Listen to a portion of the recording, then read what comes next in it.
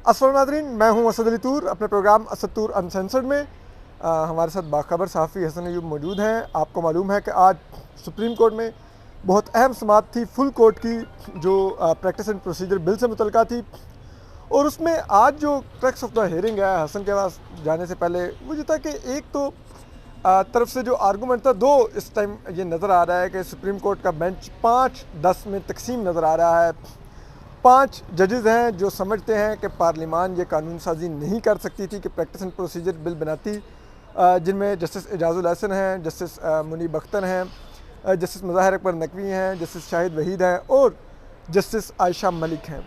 इसी तरह 10 जजेज़ हैं जो नज़र आ रहे हैं कि जो समझते हैं कि चीफ जस्टिस के इख्तियारात जो माजी में आर्टिकल 184(3) के तहत जिनका बहुत ही बेदरेग इस्तेमाल हुआ और वो कहीं ना कहीं क्वेश्चनेबल इस्तेमाल हुआ, गलत इस्तेमाल हुआ, उसको अगर ख़ुद कोर्ट ने रेगुलेट नहीं किया तो फिर पार्लियामान ने दुरुस्त रेगुलेट किया है। उसमें चीफ जस्टिस जो हैं काजी फायद ईसा जो इस बेंच की सरबराही कर रहे हैं वो हैं, जस्टिस मंसूर अली शाह हैं, जस्टिस सरदार तारिक मसूद हैं, जस्टिस याहिया अफरीदी हैं, जस्टिस मोहम्मद अली मज़हर हैं, जस्टिस अतर मनिल्ला हैं, जस्टिस जमाल खान मंदोखेल हैं, जस्टिस मीनुद्दीन खान हैं, जस्टिस हसन नज़र रिजवी हैं और जस्टिस मुसर्रत हिलाली हैं। ये मौजूद जज साहिबान समझते हैं कि ये कानून में तरमीम दुरुस्त की है पार्लियामान ने। तो इसके ऊपर आज आर्गूमेंट हुए। जस्टिस एजाजुल हसन ने आज इस जो उनके एतराज़ात हैं उसको बड़े सिंप्लीफाई करते हुए उन्होंने आज बयान किया और सवाल उठाया कि उन्होंने कहा कि आइन की जो क्लास 191 है उसने ये इख्तियार सुप्रीम कोर्ट को दिया कि वो अपने रूल्स को बनाए। तो अगर पार्लियामान आइन की उस शिक का एहतराम नहीं करती और ख़ुद से कोई कानून साजी करती है और हमारे इख्तियारात में मुदाखलत करती है, जो हमारे इंतज़ामी इख्तियारात हैं इंटरनल उसके, तो क्या वो बुनियादी हकूक़ का मसला नहीं है, वो इंसाफ की रसाई का मसला नहीं है, वो आइन से मुतसादिम एक नहीं है चीज़। तो और इसी तरह जो जस्टिस काजी फायद ईसा हैं उन्होंने आज बार बार इशारा दिया कि कहा, रिमार्क्स दिए। उन्होंने कहा कि माजी में उन्होंने इशारा किया सुप्रीम कोर्ट के कोर्ट रूम नंबर 1 में जो साबिक जितने चीफ जस्टिस साहिबान हैं उनकी तस्वीर लगी हुई हैं। उन्होंने कहा कि माजी में यही सुप्रीम कोर्ट गैर आइनी मार्शल लॉ को की तौसीक नहीं करती थी, यहाँ पर तस्वीरें लगी हुई हैं सबकी। और फिर उन्होंने कहा कि लेकिन तब तो कभी कुछ नहीं एतराज़ हुआ, लेकिन एक पार्लियामान ने एक कानून साजी कर दी तो सब भागे भागे आप लोग आ गए। और इसी तरह जो दीगर जज साहबान हैं उन्होंने भी सवालात उठाए, लेकिन ये आज बुनियादी थर्सडे हियरिंग का अब अगले मंडे तक ये हियरिंग वो एडजर्न हुई है। तो अब मैं हसन अयूब साहब के पास आता हूँ। हसन, सॉरी आपका काफ़ी टाइम लिया, आप ये बताएंगे आज की जो हियरिंग का आपकी नज़र में क्रक्स क्या था, आप किस तरफ जाते हुए देख रहे हैं? आपने बिल्कुल सही डिफ़ाइन किया है। आप कह रहे हैं कि 10-5 से हो सकता है, मुमकिन है 10-5 ही हो, मुझे भी बाज़ार देखने में तो इसी तरह नज़र आ रहा है। लेकिन कुछ 1-2 जजेस ऐसे हैं जो कि मतलब कुछ हो सकता है, उनके बारे में 100% नहीं हूँ मैं। वो 10 वाली साइड पे या 5 वाली साइड पे? मतलब वो 5 वाली साइड पर तो अभी आपने रखा है ना उनको, तो उन 5 में से 2 निकाल कर जो है ना इस तरफ भी आ सकते हैं। मतलब 12-3 कर सकते हैं। 12-3 भी हो सकता है, मुमकिन है। यानी ये हो सकता है 12-3 हो सकता है, या जो है वो 11-4 हो सकता है। पॉसिबिलिटी है ना, क्या हो सकता है। अब देखिए, अब बहुत सी चीज़ें ऐसी होती हैं कि जजेस ने अपना जो देखा है कि उनका अपना माइंड क्या है वो भी देखते हैं, लेकिन वो देखते हैं कि ज़्यादा लोग किस तरफ जा रहे हैं, तो कुछ 1-2 लोग इस तरह होते हैं जो साइड बदला भी जाते हैं। तो ऐसा भी मुमकिनात में से, ऐसी बात नहीं है, they are human beings as well. और वो डिसीजन मेकिंग पावर उनकी जो है ना समटाइम्स जो है ना वो ट्रू एंड फ्रो हो रही होती है। इस वक्त आज के जो केस में सबसे अहम चीज़ थी, वो सबसे अहम बात ये थी कि चीफ जस्टिस ने बड़ा कैटेगोरिकली कह दिया कि उन्होंने आइन और कानून के तहत जो है हल्फ उठाया हुआ अपना, और सुप्रीम कोर्ट के फैसलों के तहत नहीं उठाया हुआ। मेरे लिए तो पंच लाइन आज की ये थी, यानी मार्शल लॉ के हवाले से जो तौसीक की है वो तो एक हिस्ट्री है, सबको मालूम है, आपको भी मालूम है, मुझे भी मालूम है, नज़रिया ज़रूरत आपको भी मालूम है, मुझे भी मालूम है। लेकिन ये जो बात उन्होंने की ना कि आइन और कानून के तहत मैंने हल्फ उठाया, तो ये बड़ी अहम बात थी, ये बड़ा पंच लाइन थी उनकी। दूसरी चीज़ ये है कि जी हमेशा से हम सुनते आ रहे हैं जी कि एक्ट जो होता है वो सुपीरियर होता है, रूल्स उसके सबसर्वेंट होते हैं। तो सुप्रीम कोर्ट की हद तक फिर ये एक जो है ना वो क्यों सुप्रीम कोर्ट के जो रूल्स हैं वो एक्ट ऑफ पार्लियामेंट से किस तरह सुप्रीम हो सकते हैं। क्वेश्चन तो ये भी है ना, जब अगर हम इस्लाम कहता है मसवात है और पाकिस्तान का जो आईन पाकिस्तान है वो बुनियादी तौर के ऊपर कुरान पाक और इस्लामी तालीमात के ऊपर बना हुआ है, तो एक बड़ी ऑब्वियस बात है, मसवात है, इस्लाम तो मसवात का कहता है, और चीफ जस्टिस ने वो सूरत इमरान का भी हवाला दिया, उन्होंने कहा कि मुशावरत करो। अच्छा, अब एक चीज़ और दूसरी चीज़ ये है कि ये चीज़ कि जनाब वन मैन शो है ना, प्रॉब्लम क्या है, मतलब प्रैक्टिस एंड प्रोसीजर का जो एक हिस्सा है उसमें तो वन मैन शो के खिलाफ बात है। तो वो तमाम बार कौंसल्स भी उससे मुतल्लिक बात कहती रही हैं, इवन जजेस ने जुडिशल नोट्स के अंदर भी इस बात का इजहार कर दिया है। तो वंस फॉर ऑल ये इशू सेटल अगर हो रहा है, तो आपने अपने रूल्स अमेंड नहीं किए, 1980 में आपने लास्ट टाइम अपने रूल्स को की तरमीम की थी, उसके बाद आपने रूल्स को जो है वो अमेंड नहीं किया, तो फिर जनाब यू आर वेटिंग फॉर मतलब व्हाट, मतलब आप एक सेंचुरी जो है वो आप उसका वेट करेंगे। चीफ जस्टिस काजी फैसल ने रिमार्क्स भी दिए, मैं आपकी बात में ऐड कर दूं कि उन्होंने कहा कि माजी में हम सब मानते हैं कि आर्टिकल 184(3) का गलत इस्तेमाल होता रहा, सो मोटो नोटिस का। तो पार्लियामान ने जब देखा कि ये इख्तियार गलत इस्तेमाल हो रहा, तो उन्होंने इस इख्तियार के अगेंस्ट एक अपील दे दी। तो इसमें क्या उन्होंने गलत किया? यार, पाकिस्तान बार कौंसिल के मेंबरान मिले थे प्राइम मिनिस्टर को, शहबाज शरीफ साहब को, अगर आपको याद होगा, जिसमें आज़म नज़ीर तारड़ साहब भी वज़ीर कानून भी मौजूद थे। तो उन्होंने बैठ कर क्या बात की थी, उन्होंने यही कहा था ना कि हमारे जो है सवाल से कानून बनाएं। तो पाकिस्तान बार कौंसिल के कहने पर ये कानून बनाए, ठीक है। तो पाकिस्तान बार कौंसिल के कहने पर जब कानून बना, तो फिर उस वक्त असल में उनका अपने मफाद का टकराव था, मफादात का टकराव था, और अपने इख्तियारात जो साबिक चीफ जस्टिस उमर ता बंदियाल जो है किसी सूरत वो नहीं चाह रहे थे कम हो जाएँ। तो अभी तो मतलब वो फिर उस टाइम उन्होंने स्टे कर दिया। अब जस्टिस काजी फाइजा उसके बाद बैठे ही नहीं बेंचेस में, उन्होंने कहा जी या कानून होता है या कानून नहीं होता। हाँ। कानून स्टे नहीं होता। बिल्कुल। तो ये स्टे जो किया है, तो स्टे पीरियड के दौरान और आज तक जब ये इंटरम पीरियड जिसमें जो बीच में मौजूद है, अब देखें कि इसका क्या जो है वो इसका असरात आएंगे अगर सपोजिटली इस कानून को अपहोल्ड कर देती है सुप्रीम कोर्ट, जो कि करने जा रही है। अभी रस्मी कार्रवाई है, अभी रस्मी कार्रवाई है, अगली समात पर होती है या उससे अगली समात पर भी होती है। जब भी होगा, इसका मुस्तकबिल नज़र आ गया है कि supreme court practice and procedure act जो है उसके खिलाफ हुक्म इम्तना ख़त्म हो जाएगा और ये बहाल हो जाएगा और ये दरख्वास्तें खारिज हो जाएंगी। तो अब दूसरा जो है जी कि जो रिव्यू का स्कोप है उसको एनलार्ज करने के हवाले से ना, इसका जो दूसरा हिस्सा है supreme court practice and procedure का, तो उसके हवाले से किसी को क्या तकलीफ थी? इसके हवाले से ज़्यादा तकलीफ वाली बात नहीं थी। तकलीफ तो सिर्फ अपने इख्तियारात के हवाले से थी। नवाज़ शरीफ साहब अपने रिव्यूज़ एग्जॉस्ट कर चुके हैं, उनका कुछ भी लेना देना जहांगीर तरीन का, नवाज़ शरीफ का प्रैक्टिस एंड प्रोसीजर के साथ उनका कोई वास्ता ही नहीं है। आप कह रहे हैं कि अगर अपील का हक आता है, क्योंकि उनको आर्टिकल 184(3) के तहत ही केस टेकअप करके उनको डिस्क्वालीफाई किया गया था, तो आप कह रहे हैं कि वो उसमें अपील नहीं करेंगे, उनका नहीं बनता। नवाज़ शरीफ साहब जो डिस्क्वालीफाई हुए थे, उसके बाद जो ताहयात नाहली वाला मामला है ना, उसमें तो नवाज़ शरीफ साहब पार्टी नहीं थे, उसमें तो कोई और एप्लीकेशन थी। उस एप्लीकेशन के ऊपर ये फैसला आ गया था और जिसकी जो 62(1)(f) में यानी नाहली की मुद्दत क्या है इसका तयन किया था सुप्रीम कोर्ट ऑफ पाकिस्तान ने। तो उसमें तो हाँ, उसमें अगर सपोजिटली अगर रिव्यू आता है तो शायद ये बात है, लेकिन उसमें पार्टी नवाज़ शरीफ साहब तो फिर भी नहीं होंगे। लेकिन उसमें उसका आप कह रहे हैं कि उसके खिलाफ अपील हो सकती है, वो भी टाइम बार हो सकती है मेरे ख्याल से। उसमें अब टाइम के हवाले से क्या इसमें चीज़ें मुझे ज़्यादा डिटेल्स नहीं पता, लेकिन मेरे ख्याल के मुताबिक नवाज़ शरीफ साहब को ऑलरेडी ही वो जो रिलीफ मिलना था वो मिल चुका है कि ऑलरेडी के मैक्सिमम जो डिस्क्वालिफिकेशन का पीरियड है वो 5 ईयर्स है और 5 ईयर्स ही एनफ है। वो इमरान खान के ऊपर भी लागू होगा। वो कोई भी बंदा है जिसमें नाहली मैक्सिमम नाहली है वो 5 साल के लिए है।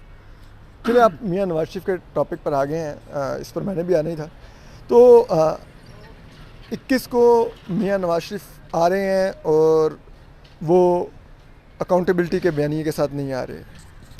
नवाज शरीफ साहब अकाउंटेबिलिटी के बयानिए के साथ आ रहे हैं। मुतालबा करेंगे जनरल कमिश्नर बाजवा का, जनरल फैज़ हमीद की अकाउंटेबिलिटी का?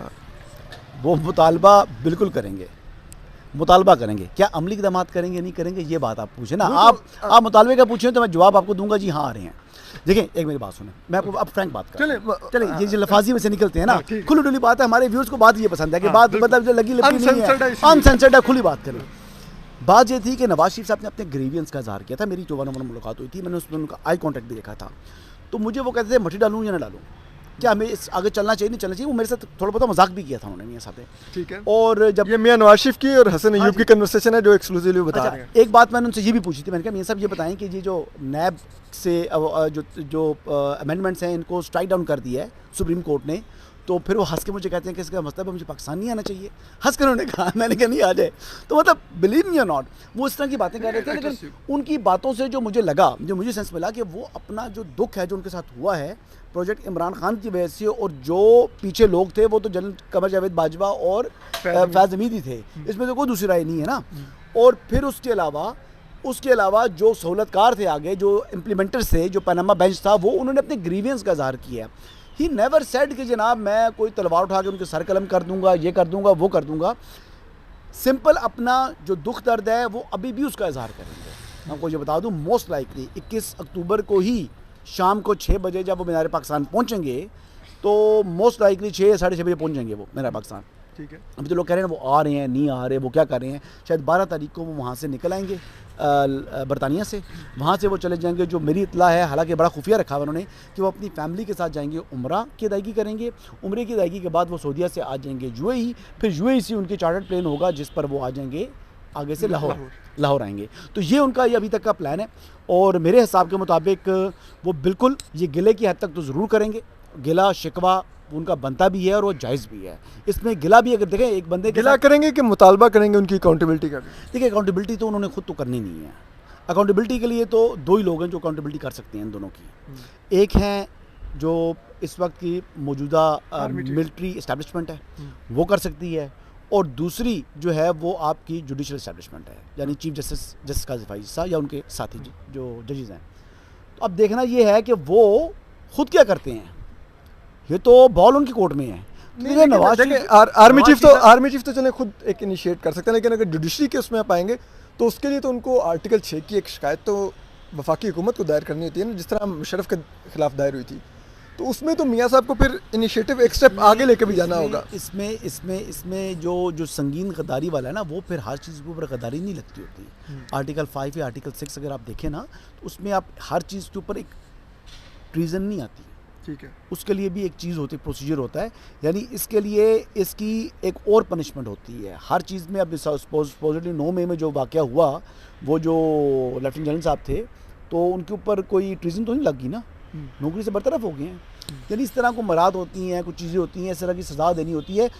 नवाज शरीफ साहब का और जस्टिस काजी फाइज साहब का मुतालबा एक ही है, ये मैं बता दूं आपको। इनके दोनों के मुतालबा एक ही, और मुझे उनमें दोनों की मैंने बातें सुनी हैं और दोनों के मुंह से सुनी है, तो मुझे जो अंदाज़ा हुआ है कि दोनों कहते हैं कि एटलीस्ट जो किया है गया है उसको कोई तस्लीम तो करे ना, हमने गलत किया है।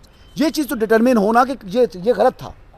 अब जस्टिस काजी फैज़ा के मुतालबे की जो उन्होंने सुप्रीम कोर्ट में उस दिन कहा था, उसकी तरफ इशारा कर रहे हैं कि और भी उन्होंने मुतालबा किया? वहीं पर उसी की बात कर रहा हूँ ना, जब आप कोर्ट में मौजूद थे ना यार। हाँ, बिल्कुल। तो क्यों इतने मासूम बन रहे हो? नहीं, मैंने व्यूअर्स की क्लैरिटी के लिए पूछा। व्यूअर्स को पता है वो मुतालबा उन्होंने वहीं पर किया था और बड़ा ओपनली किया था उस दिन। मतलब उन्होंने उसको आई डोंट नो कि इसको इन्होंने ब्रॉडकास्ट क्यों नहीं किया, लेकिन बड़ी सिंपल सी चीज़ है कि उन्होंने भी यही अल्फाज अदा किए कि मट्टी पाओ, क्या मट्टी डाल दें। तो बात ये है कि इसमें मामले में कम से कम एक बंदा है ना, इवन चलें जी बाजवा साहब तो छोड़े ना, जनरल फैज़ हमीद जो सबसे ज़्यादा बुरा आदमी है, वो भी अगर इस बात के खड़ा होकर तस्लीम कर लेना कि यार मैंने गलत कर लिया है, तो मेरे ख्याल से ये पाकिस्तान के लिए और हमारे जो इस टाइम मौजूदा निज़ाम है इसके लिए विन विन है।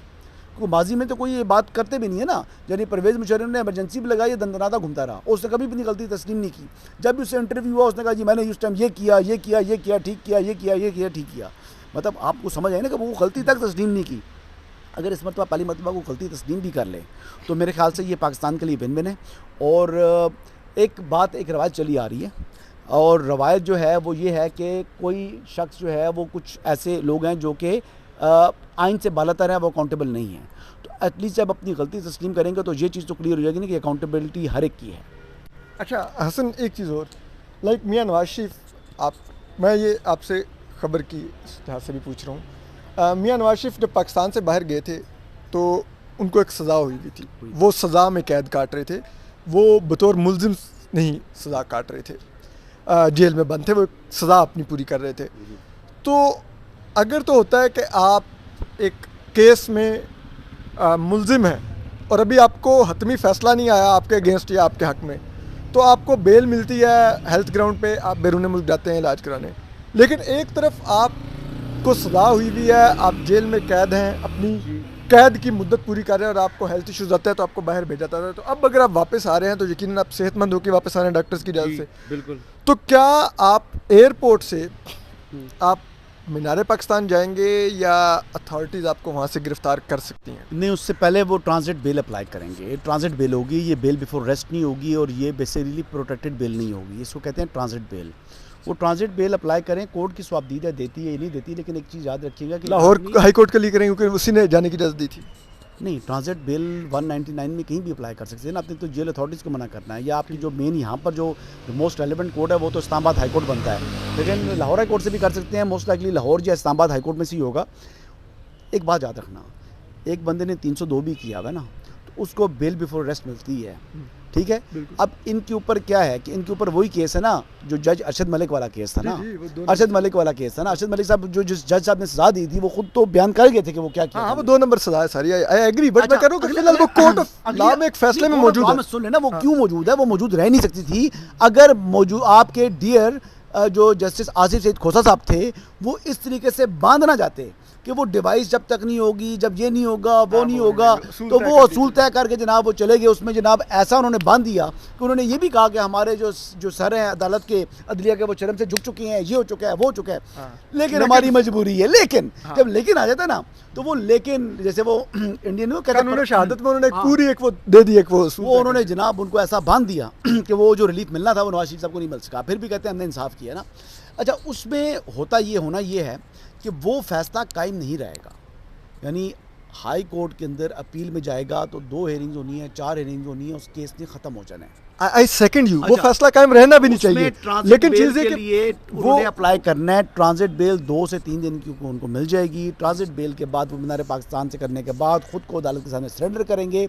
एक आदमी जिसे 302 किया हो उसको भी अदालत क्यों देती है, प्रोटेक्टेड बेल क्यों मिलती है, हिफाजती जमानत क्यों मिलती है, बीबीए क्यों मिलती है? वो इसलिए मिलती है कि ये बंदा खुद को कोर्ट के रहमो करम पर पेश कर दिया इस बंदे ने, तो जिसको बीबीए मिल जाए फिर उसको बीबीए की कन्फर्मेशन के लिए कोर्ट के अंदर मौजूद होना होता है, जमानत के लिए कोर्ट के अंदर मौजूद होना होता है, वरना बीबीए खत्म हो जाती है, खारिज होती है, बंदा अरेस्ट हो जाता है। तो नवाज शरीफ साहब भी खुद जो हैं, जो अभी बाहर थे, एब्सकॉन्डर थे, वो अदालत के सामने खुद को पेश करने आ रहे हैं। क्या करने आ रहे हैं? वो कहेंगे जी कि मैंने एक जलसा करना है, जो भी करना है, मैं लीडर हूँ, मैं करके मैं आपके पास आ रहा हूँ। तो वो ऐसा हो जाएगा। मेरे ख्याल से अदालत को देना चाहिए, इतना कम से कम उनको रिलीफ मिलना चाहिए। मिलेगा ये पूछो, मिलना चाहिए। अब ये तो जज साहब से मुतल्लिका है। अब देखिए आमिर फारूक साहब के पास आता है या लाहौर में चला जाता है, डिपेंड करता है। मेरे ख्याल के मुताबिक तो इस्लामाबाद हाई कोर्ट मुतल्लिका उनकी एपलेट कोर्ट है, उनको आना भी उनके वकला को यहीं पे चाहिए, और यहीं से क्योंकि मेन अपील्स भी इन्होंने डिसाइड करनी है, और इसी अदालत की जुरिसडिक्शन में ख़ुद को पेश करें। आखिर में हसन, जब मियां नवाज शरीफ ने आपसे पूछा कि मिट्टी डालूं या एहतसाब का करूं मुतालबा, आपने क्या मशवरा दिया? मैंने कहा था मिट्टी डालें। आपने कहा था मिट्टी डालें?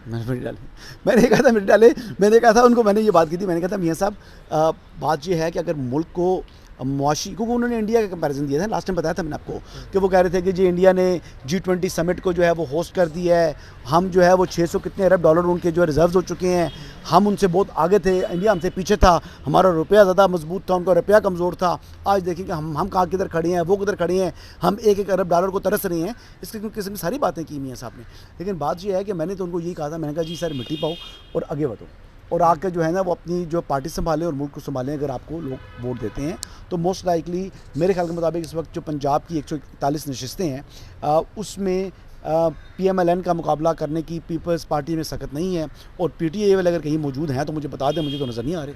नज़र आ रहे हैं आपको? वैसे वो तो ज़ाहिरी बात है, आपको स्क्रीन के हद तक नज़र नहीं आ रहे, बट लाइक वोट बैंक तो उनका है। सर्वेज अभी जो आ रहे हैं, सर्वेज जो भी आ रहे हैं, कागजात नामजदगी जमा कराने होते हैं ना, फिर आपने स्क्रूटनी में आना होता है, फिर वो करने के लिए वो ये बंदा खुद ही फरार है, तो वो मतलब क्या करेगा? ये तो अल्लाह का शुक्र वो अदा करें कि इलेक्शन थोड़ी ताख़ीर से हो गए हैं, पहले होते तो उन्होंने दिखाई नहीं देना था। नहीं, लेकिन जो उनके लोग जो टिकट होल्डर्स आएंगे, आप कह रहे हैं वो भी स्क्रूटनी में उड़ देंगे?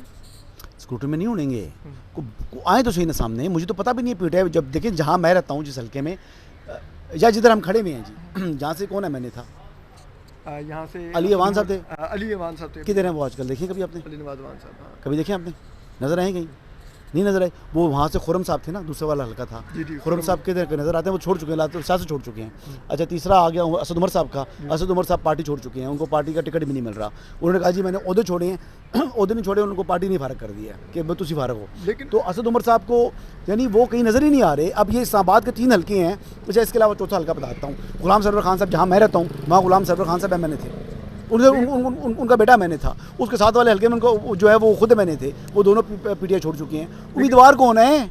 लेकिन हसन भाई, वो आप तो उन उम्मीदवारों की बात कर रहे हैं जो छोड़ चुके हैं, लेकिन बिलफर्ज मैं PTI में पार्टी छोड़ता हूँ, आपको अल्टरनेट में टिकट मिलेगी ना, ठीक है? तो मैं वो उस अल्टरनेट वाले कहीं भी वोट बैंक तो मौजूद होगा, मैं उसकी बात कर रहा हूँ। इतना नहीं होता ना, ये सारे जो पंजाब के अंदर सारे हलके जो है ना, एक तो शहर के अंदर भी लोगों ने ज़्यादा बुरा मनाया, ऑफेंड हुए हैं जो 9 मई के वाक़यात से, तो इनकी काफ़ी जो पॉपुलैरिटी है ज़मीन बोस हुई हुई है।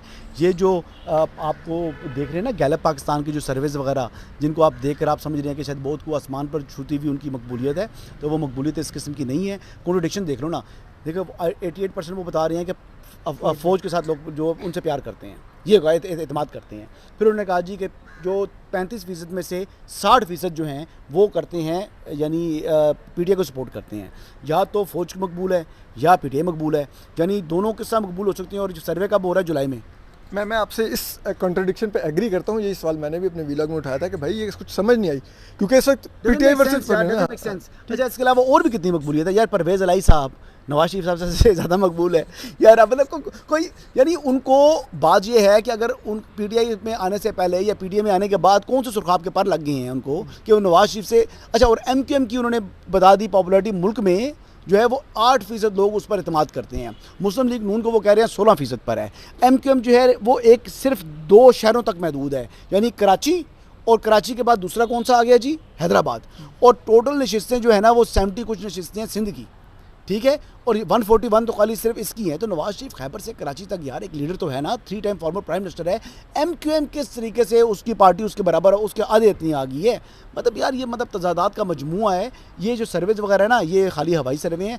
और नवाज शरीफ के आने के बाद उनकी पॉपुलैरिटी को गेज अप तब कर पाएंगे, क्योंकि जब वो मीनार पाकिस्तान में आएंगे। फिर अवामी राब्ता मुहिम का आगाज़ किया है। ये जो कल शाहदरा वाले की बात कर रहे थे ना, शाहदरा वाला it was not a massive power show या कोई जलसा नहीं था, वो एक कॉर्नर मीटिंग थी। मेरी आज भी 3-4 लोगों से बात हुई है। वो कॉर्नर मीटिंग्स जो है वो साइमल्टेनियसली 5-5 7 कर रहे हैं। लेकिन मैं नहीं कह रहा कि नवाज शरीफ की मकबूलियत इस समय आसमान को है, ना मैं उनको तर्जुमान हूँ। डेफिनेटली इम्पैक्ट आया महंगाई का, मकबूलियत कम हुई है, लेकिन मुकाबले में तो कोई हो ना। ठीक, मैं ये बात कर रहा हूँ। मैं नहीं कह रहा कि नवाज शरीफ बहुत इस टाइम पॉपुलैरिटी की जो है ना वो बुलंदी को छू रहे हैं, या पीएमएलएन पॉपुलैरिटी की बुलंदी को छू रही है। नहीं, मैं ये कह रहा हूँ कि मुकाबले में पंजाब के अंदर पीपल्स पार्टी मुस्लिम लीग नवाज का मुकाबला नहीं करेगी। मुकाबला अगर करना है तो वो पीटीआई कर सकती है, और पीटीआई को मैदान में आना होगा। और जब तक पीटीआई मैदान में नहीं आएगी तब तक कोई मुकाबला नहीं है। ओके, हसन अय्यूब हमारे साथ थे। आपने हसन की खबरें भी सुनी कि मियां नवाज शरीफ साहब कैसे पहुँचेंगे पाकिस्तान, और मुतालबा नहीं करेंगे, ग्रीवियंसेस का इजहार करेंगे जनरल बाजवा और जनरल फैज़ मीर के बारे में। बहुत शुक्रिया हसन भाई, थैंक यू वेरी मच। अपना ख्याल रखिए, अल्लाह हाफिज़।